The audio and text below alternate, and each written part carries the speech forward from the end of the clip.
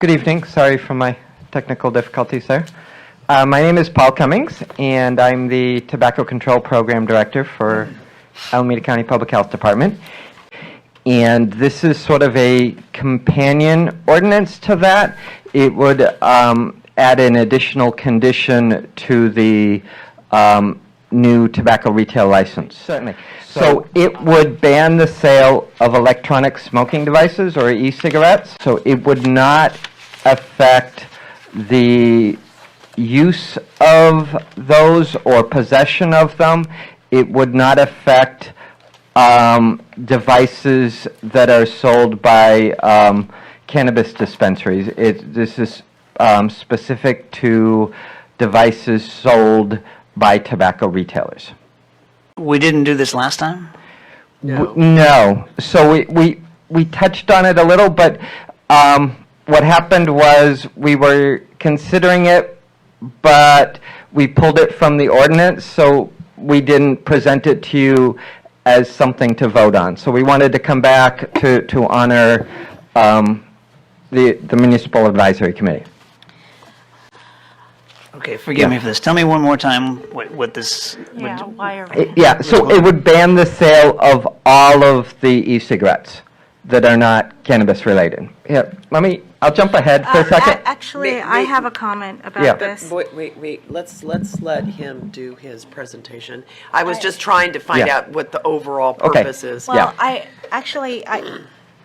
respectfully, I would like to speak before that because I'm going to just pile on to what Dale is saying here. I think the agenda item was very ambiguous. I mean, honestly, I read the agenda item and I'm like, well, why are we talking about this again? Didn't it pass the Board of Supervisors? I had no idea that we were talking about a companion ordinance. And honestly, I think that this should have been in the agenda, that the agenda should have been more specific about what we're discussing here today.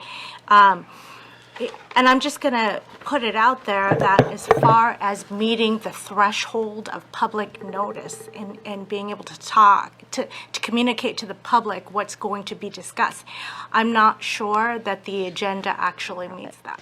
Okay. Years ago, before these devices, before we had concrete information about the danger of ESDs or vapes, I had actually suggested it to my mom for as a cessation device. And of course now we know that not only is it not a cessation device, but they're also very harmful to both adults and youth. And so you're probably wondering what more we could possibly want after passing the TRL, right? Which banned flavored products for electronic smoking devices. But the truth of the matter is that youth are not just using these devices to consume nicotine. They are also using them for other substances, and not having flavors doesn't mean they won't try other nicotine products, right?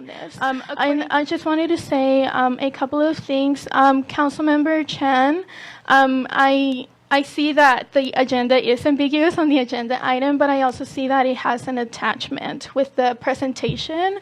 So I think there was plenty of information there about what the item was. Restrictions on. But there are ones that aren't refillable that have become very popular. I've seen them at my son's elementary school. Sorry, I didn't bring one. They're called puff bars, and they've become quite the rage in middle and high schools. So But this would this take would, yes. all of those All of these and the puff bar. yes.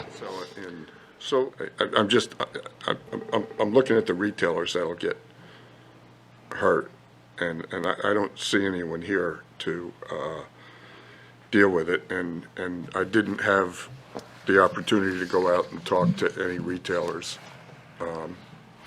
before we had this meeting. Well, and we didn't have the ordinance in place when we came to you in early December, so we didn't have an ordinance that we could share at that time. Well, I think there's some consistency issues here because arguably under the ordinance which has passed, it allows for certain use, like the non-flavored things and stuff like that. And so implied in that ordinance is that it's acceptable to sell certain portions of these products that would go with this device. And so this proposal is to take the device out completely. Am I correct? Okay. Yes. And I mean, I agree with you. I do not think that this notice is. can I just thank Elsa and Yana for coming, and it really, and Paul, and it's wonderful to see you, and we really appreciate your time, and we know that this concern is, it's not reflective of anything that's being said, but we are here. I think that we have a duty to be fair. I mean, that's basically something that we all agreed to when we took this position. I would have liked to have seen two sides.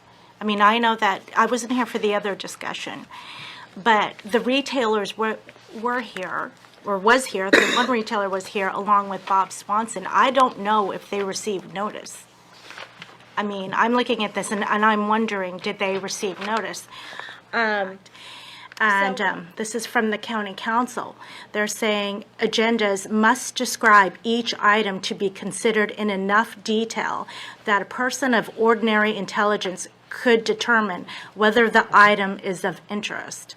And so I think that there's some key words that you guys have brought up that I would have liked to have seen in the agenda. And one of them is that it's the companion ordinance. The other one is the ban.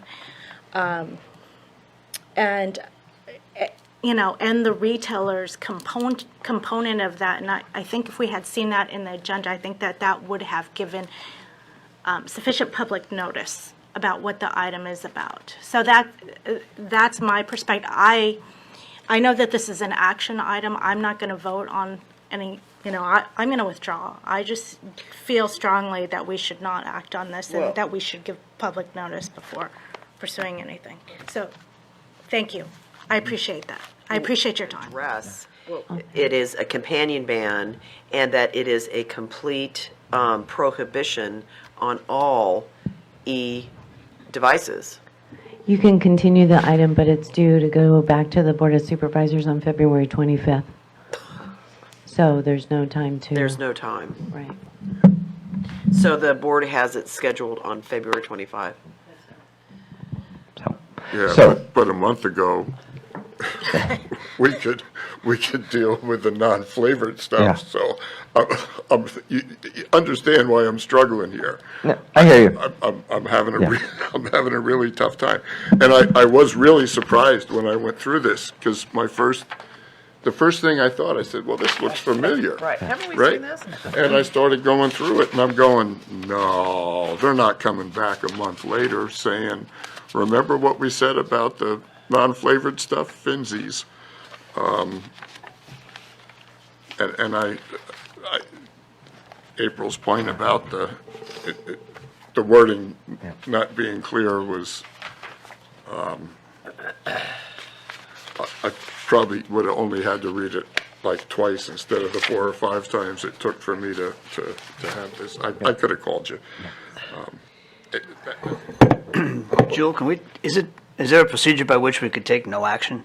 Well, we could recommend that the Special board not adopt this. Well, that would be taking an action. Well, that's on what's on the agenda. Okay. Is an action. And this is an action item, and we don't have to adopt. We do not have to make a motion to recommend that they adopt it.